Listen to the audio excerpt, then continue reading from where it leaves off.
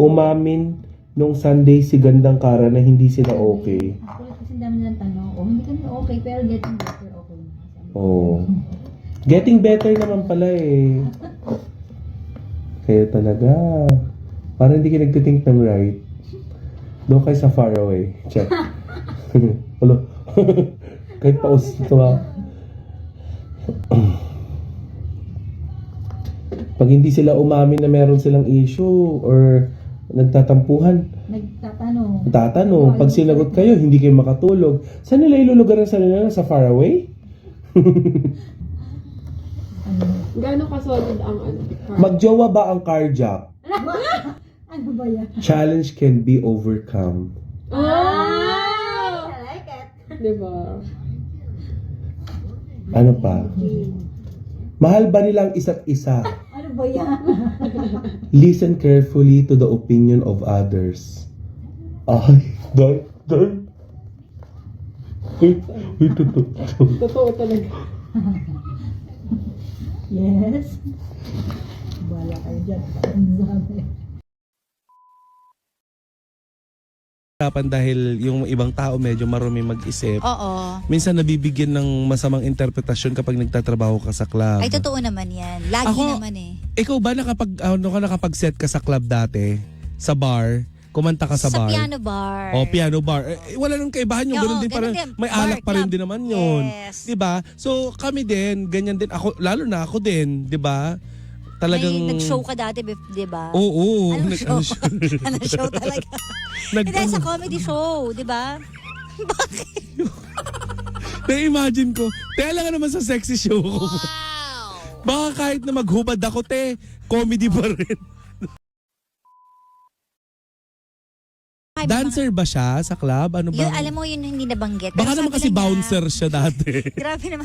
Bouncers. Pero alam mo, kahit ano pa yun, di ba? Wala naman talaga dapat say ang ibang tao sa buhay mo. Yes. Di ba? Sila ay gamu-gamu lang sa paligid. Oo. Na lumilipad at pwedeng ganunin. Correct. Hindi naman sila ganun ka-importante. Hindi sila isopagos. Tama. Di ba? Sana may natutunan kayong lesson for today. Again, huwag tayo magpa-apekto sa sinasabi ng ibang tao kasi at the end of the day, it's your life. Kahit ano pang sabihin nilang pangit about you, hindi naman sila magpapakain. Baka pangit ka na, tapos tingin ka sa akin. Hindi, kumbaga hindi naman sila magpapakain. Tsaka yung Correct. sinabi ko kanina, at the end of the day, sa dulo ng buhay mo, mag-isa kang ililibing, hindi ka sasamahan ng kahit na sino. So don't mind the people around you. Dapat Correct. focus ka lang sa sarili mo. Kasi ikaw lang ang makakatulong talaga sa sarili mo at kasama mo hanggang dulo. Tsaka pinakain ka o hindi, huwag na tayong magsabi ng kahit ano Tama. masama sa ibang tao. Oo. Wala yung mai-add up sa buhay mo.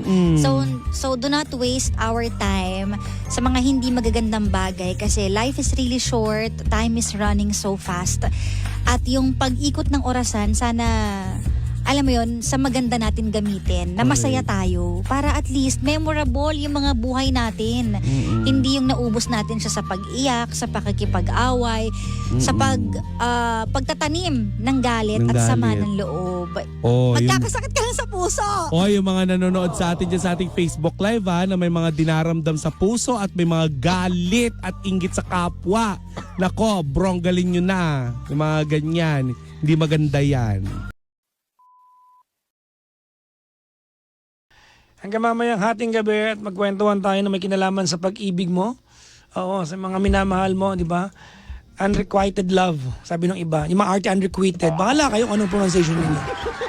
Wala akong pakialam. Basta ang Tagalog yan, hindi sinukli ang pagmamahal. Hello po sa mga hindi nasuklian. Hindi kami nagbayad, nagkalap kang sukli, ayop ka. Ha? Hindi ka nagbayad? Naghahanap ka ng sukli? Ewan ko sa'yo.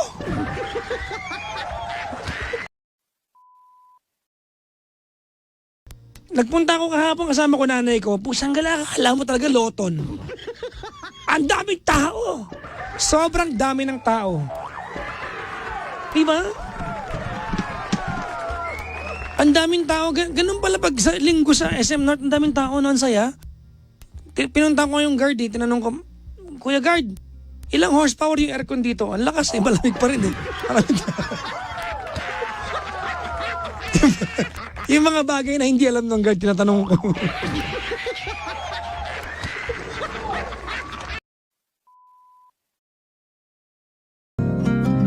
Alam niyo, every ending is a renewal process. Every ending, mga banggana, profoundly, all endings are renewal processes. Because endings, di ba, gaya nung intro natin, di ba, is actually a cue for a new beginning. Ang bawat pagtatapos ay isang panimula. And sometimes, when you're going through pain, when you're going through the pain, the motions of being hurt, being lied to, being led on, being cheated on, di ba, ay nangyayari. Hindi mo nare-realize na pagkatapos ng pagwawakas, may pagsisimula. You're only focused with the endings. Ay, nako. Ang buhay, mga panggana. Alam nyo, napakaiwagan ng buhay. Na? Life is really but normal. Nothing, di ba? Nothing but normal. Life is mysterious. Life is unpredictable. Anyways, mga bangga. Hello po sa may mga puso mabibigat. Gaya ni Leia.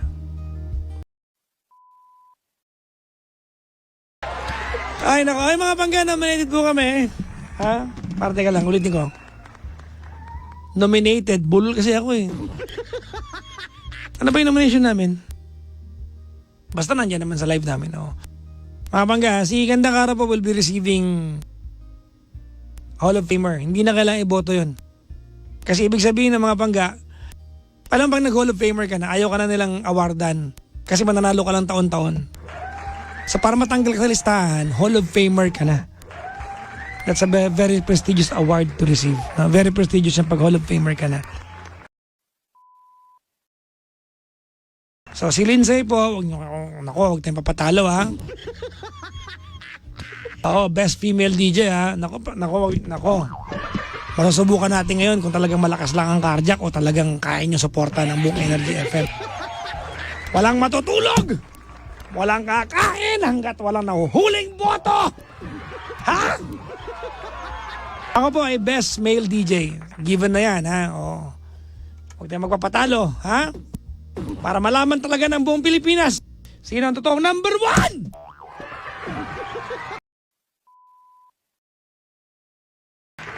Tapos ang ano po ang cardiac. Ano? Cardiac arrest, 'di ba? Oh, best podcast of the year. Ha? Medyo kinakabahan ako diyan kasi kalaban natin yung SB19, ha? Oo. Pero yung mapasama kami diyan, oy, ang sarap niyan.